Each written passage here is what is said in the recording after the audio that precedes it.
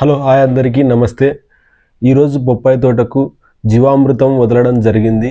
ఈ జీవామృతం 48 గంటల ముందే తయారు చేసుకోవడం జరిగింది. ఇట్లా డ్రమ్ములో నుంచి మేము ఒక డ్రమ్ములోకి తీసుకొని ఒక కుళాయిని పెట్టుకొని ఆ కుళాయి ద్వారా వాటర్ ద్వారా మేము మొక్కలకి పొలాన్ని మొత్తం పారించాము.